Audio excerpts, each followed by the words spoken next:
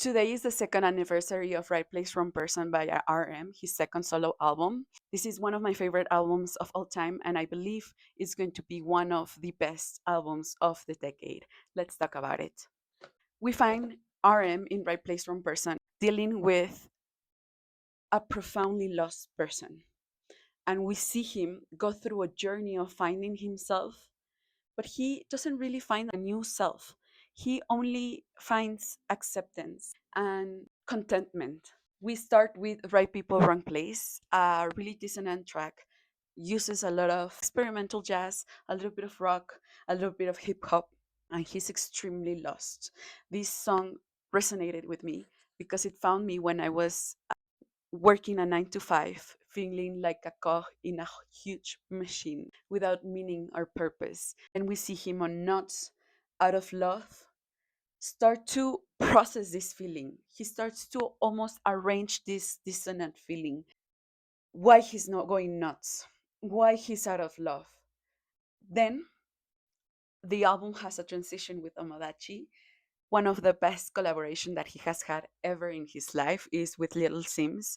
She makes a reference to her own album. The song itself has a tonal and musical transition in it. We go from this like experimental jazz to like a very London inspired scene sound. Love, Groin, and Heaven and Lost. Again, very London inspired, very hip hop and but also alternative rock of England in the 90s.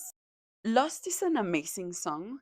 It is also a very heartbreaking breaking song. I interpret it as the lost teenagehood that he couldn't live because he was the member, the leader of the biggest boy band in the world.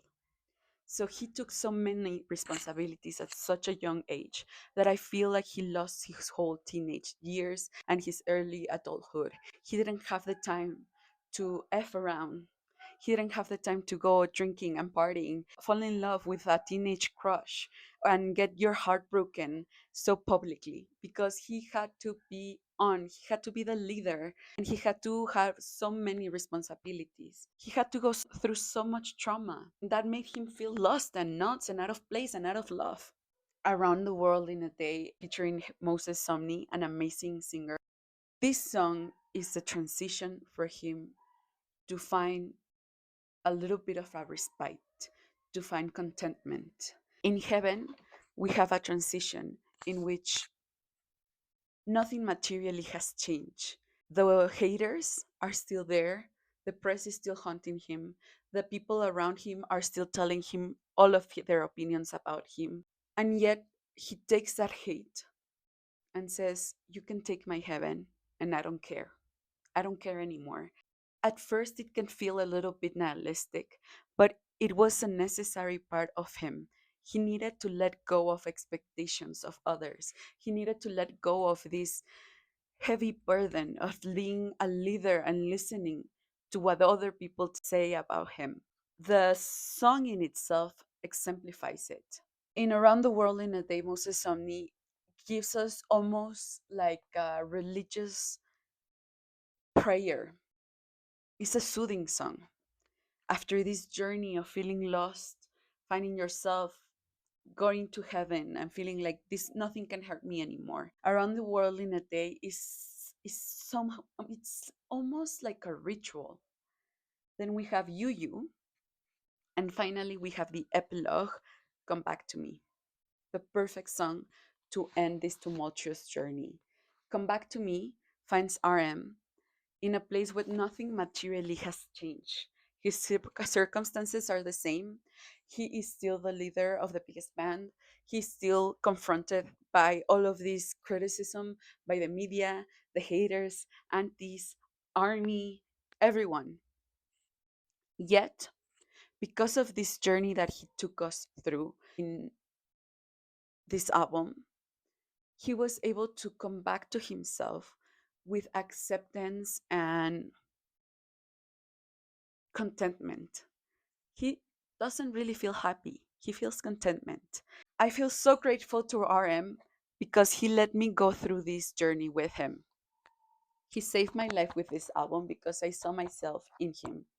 I was feeling so lost in this capitalist society, being a dog of capital, not finding purpose. And after this album, nothing changed. And yet I feel different because I was able to connect with him. I was able to go through that journey.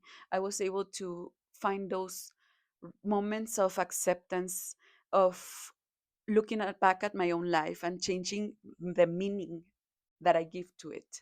Thank you, RM, for letting us hear this amazing album.